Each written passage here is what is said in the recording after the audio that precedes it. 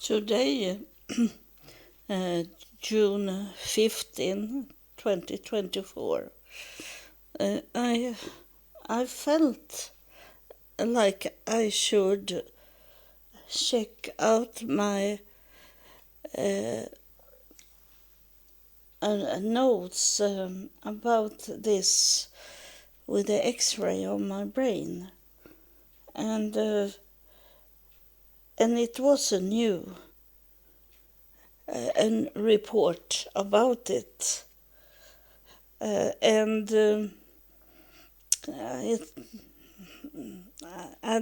don't say it is the doctor.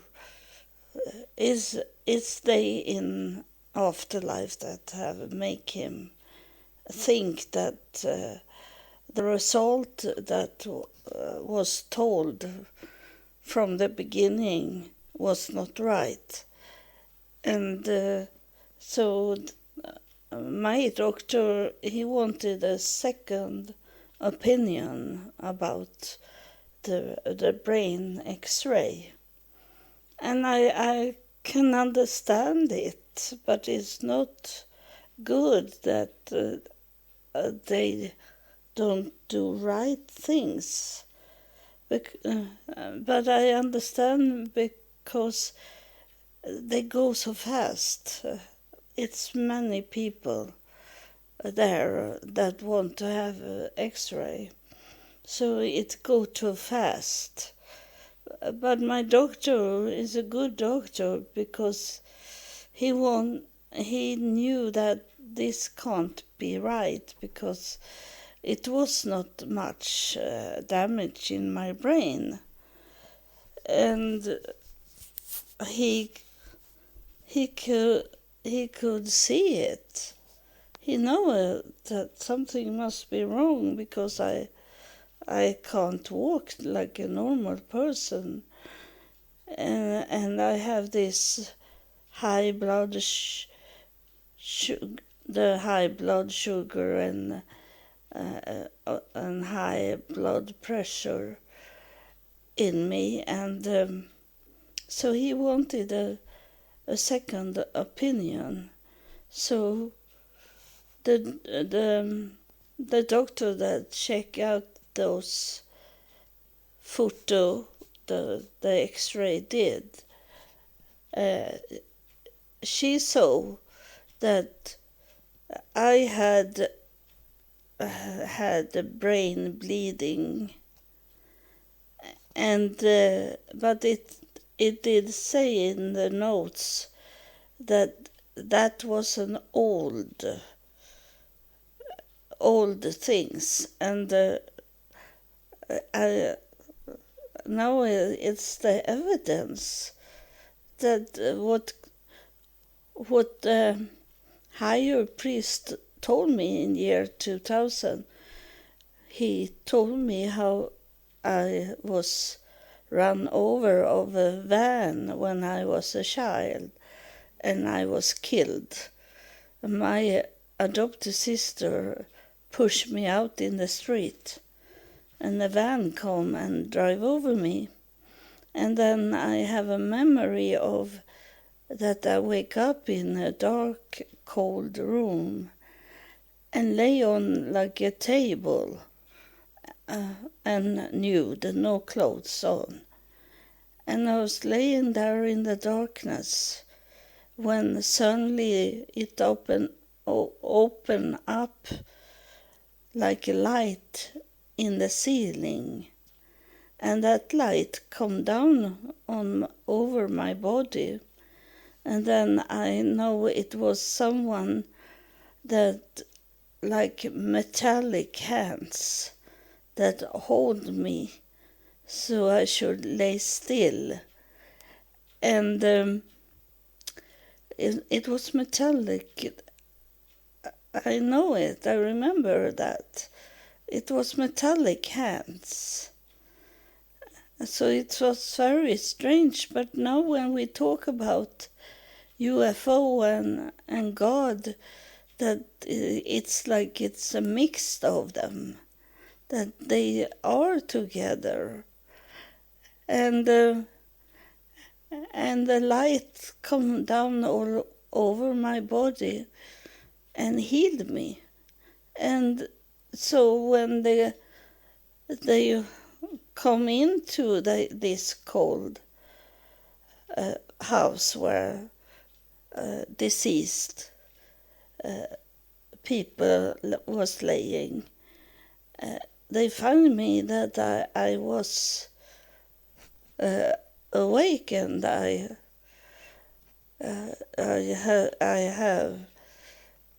have wake up from death. And so it says in the notes that the old bleeding in the brain, it was so old, so it was nothing that to be worried about today, as it had been healed in me. But you could see a scar in my brain. And so it's very strange. But I'm very thankful to know this evidence, what happened. So I, even if I believe in that, because I know that it was a higher priest that was telling me about my childhood and told me about the accident. And no one told me this. It was he that told me. But I had some memories, but I was only about between 2 and 3 years old when it's happened. So I don't remember everything. But I remember that I wake up on that table. And then my evil brother and sister, my aunt, they had a film projector. They showing children movies for us. And I was scared and ran out crying every time they showing. I have seen it on YouTube. There is on YouTube. So you can see, if you want to see what I saw and what I was scared about when I was a child, because it was Mickey Mouse. He was going into a castle with ghosts, and it was an evil professor in that house. And he put Mickey Mouse on the table, and then he, from the ceiling, come down a wheel that was like those wheels that cut trees to be a border to build house.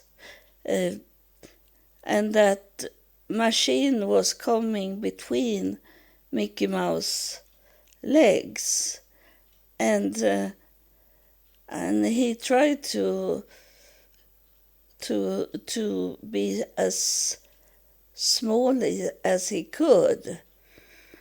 And just when the machine should cut him in half, he wake up, and it was only a dream. But that movie was what my aunt had, because I grew up in a very wealthy family. Not my family, but my aunt was very wealthy, very rich. And so they have these kind of things, even if not a normal person had that.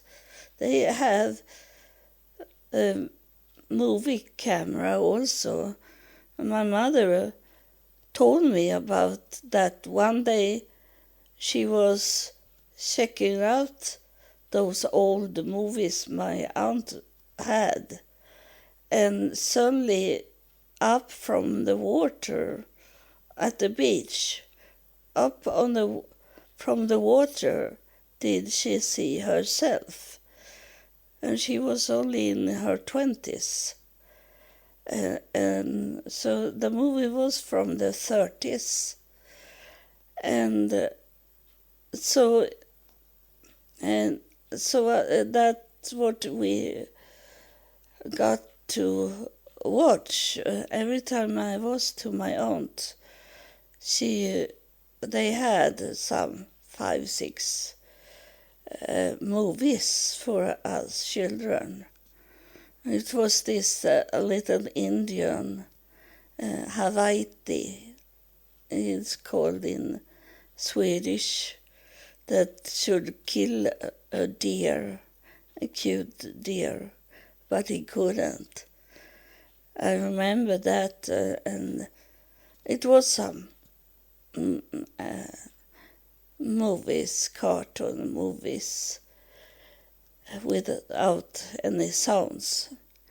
So, of course, my brother and sister wanted to see this about Mickey Mouse was going to be cut in 2 halves. But of course they didn't know why I was running out from the room, screaming and crying. But it's I think it's wonderful to could have evidence that I was in an accident as a child. And maybe there is paper somewhere about this that is in a hospital archive. And maybe I should check it out, see if I can find it. So it was interesting today to see it. But the doctor is not going to talk about that because that bleeding was so far away, so it have nothing with my life to do today. But then they also, it was right when the doctor for the x-ray say I have, I don't remember the word for it, but everyone have big holes in the body, and the brain have a hole there where the fluid from the spine, from the back spine, and going up there and then return down to the body. But now when they check out better, because my doctor didn't accept the answer the first time, and he had right, and he believed in me also. And they measure up what was going on with those holes in the brain. And it was like a measure scale in 3 groups. And I was in the 3rd group. And I have the most highest measuring of this spine cord the fluid is going up, but it doesn't leave the brain. And I had never thinking about it, that I often, when I bow down and pick up something from the floor, it's going out like water out from my nose, and I have no flu. It's no flu at all. It's coming. And the first time it happened, it was in the 90s. And my daughter's father was in the room when I should pick up something from the floor. And suddenly it come out like orange fluid. And I'd be scared. And I took with a finger to see if it was thick or something. And I said to my daughter's father, "What's that?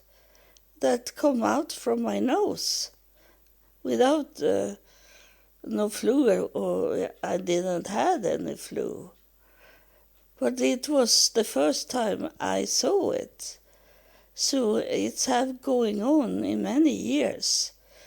But maybe there is a limit of it.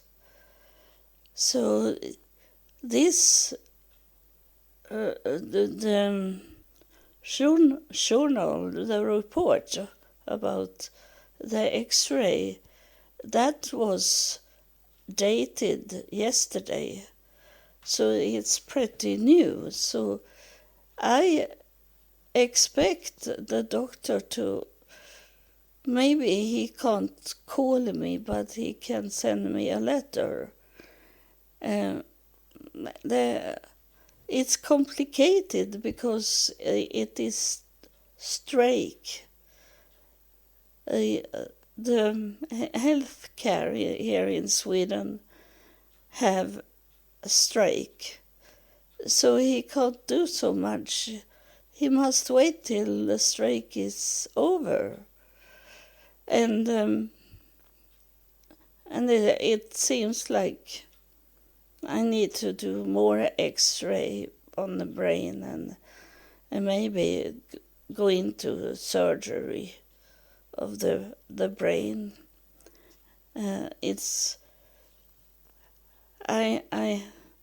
I knew it was something that had with my brain to do, and now the doctor can see it. It was something very wrong with it, because I have what is called water in my skull also. So it's much pressure on the brain. But I was happy to see that this pressure doesn't do dementia. This kind of pressure,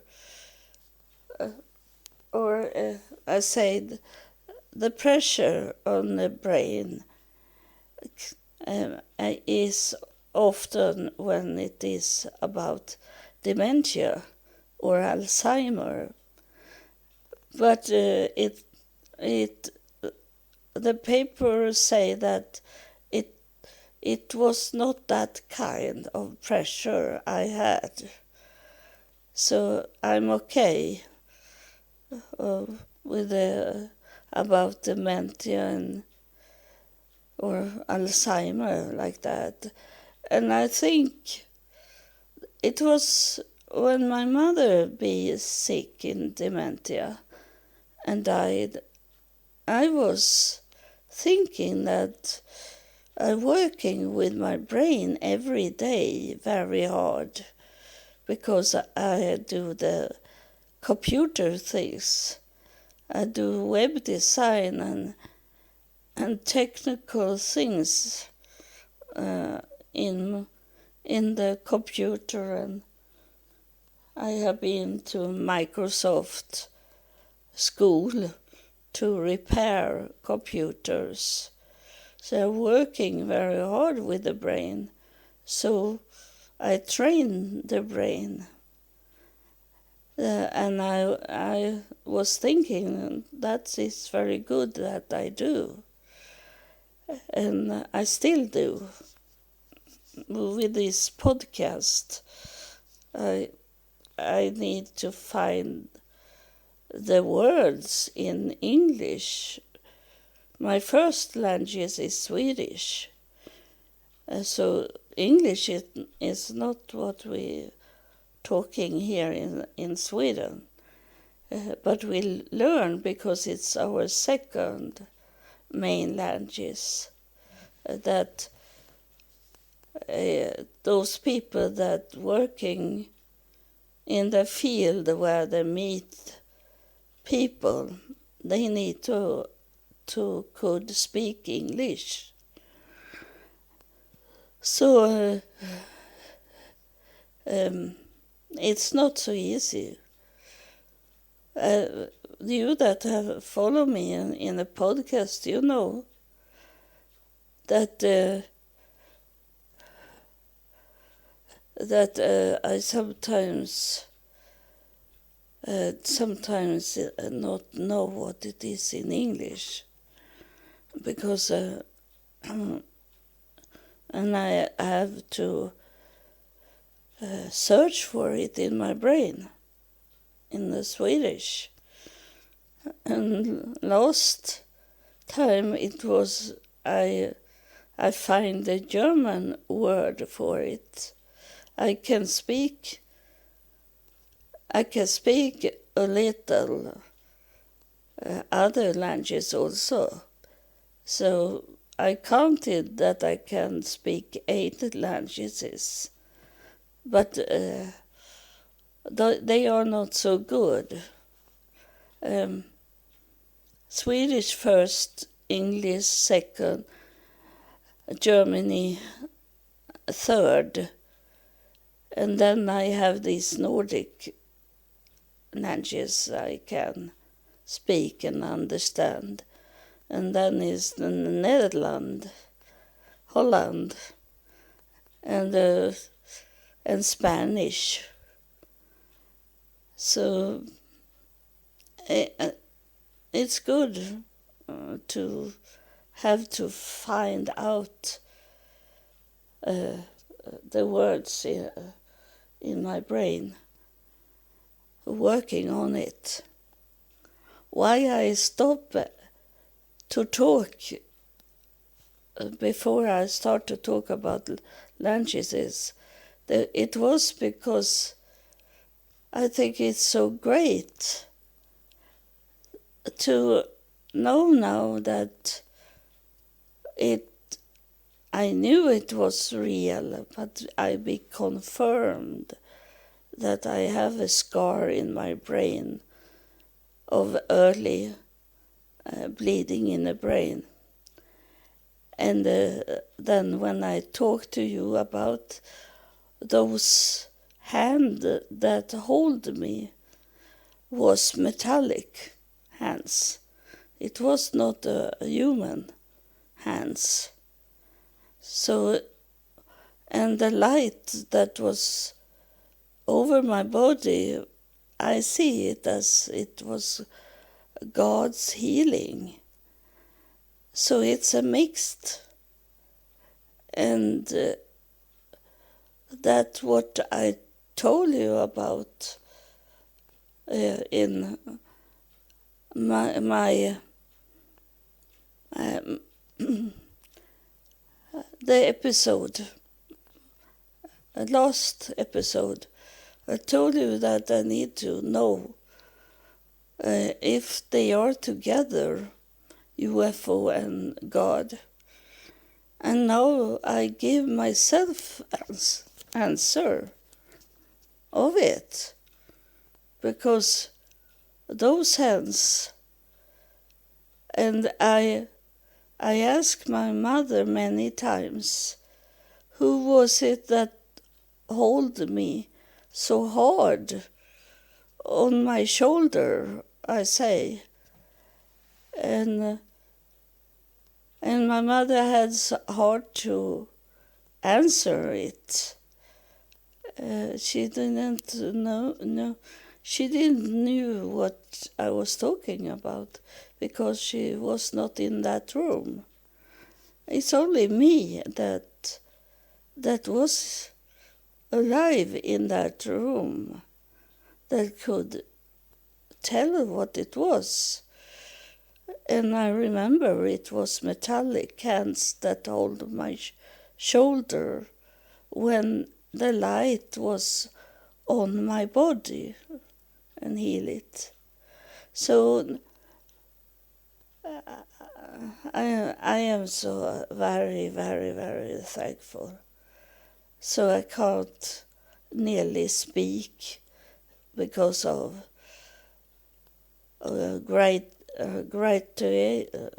what is called graduated honest be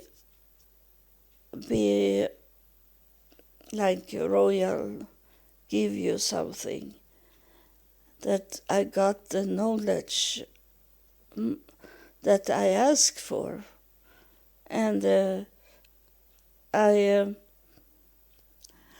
I talk to those because I feel someone touch me now.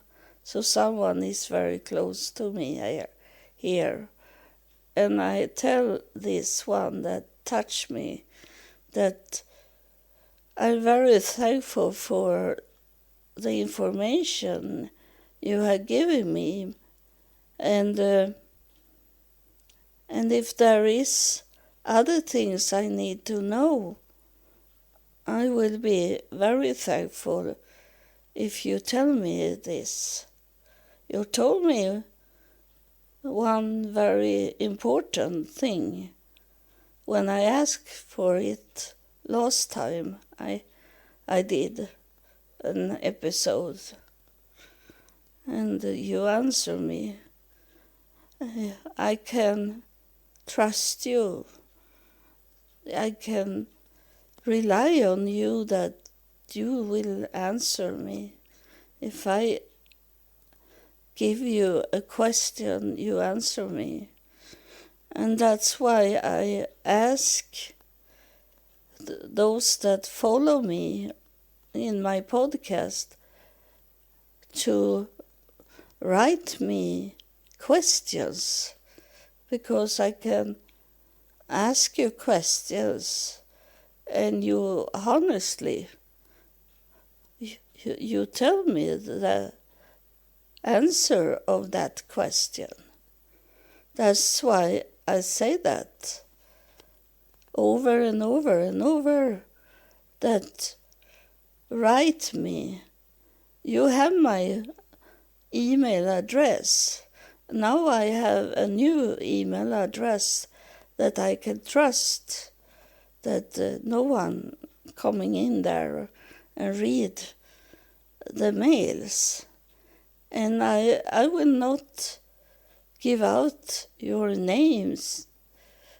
I don't need to say a name of you. I only need to read the question and answer it. I don't need to tell what's your name are. And you can lie for me and tell me another name that you don't have. It doesn't matter, the name. You know, and that's what I was thinking I should tell you about today. I told you last time, but I tell you today also, that God doesn't need to have any name. He knows in your heart. The heart, your heart, are connected with God. And God knows when you talk about him without that you need to tell him God, Allah, or you maybe say Jesus, even if it's not really God, but that's also a name you can say to God. And he knows that you talk to him because he knows you, he knows your heart. That's what you need. You need to have a clean heart to could talk to God. And if you don't get an answer from God, if you don't have a clean heart, so you know that you do bad things, you do criminal things, you are smoking things that be brain damage, or you drinking, you cut yourself, those things that doesn't please God, you know it. So if you want God to talk to you, and many have say that to me, that I want also to hear God, but you need to clean you up. God talk to your clean heart, not the heart that longing for to smoke or drink or bad things. God wants a clean heart from you. Then he can talk to you. So thank you for listening, and God bless you.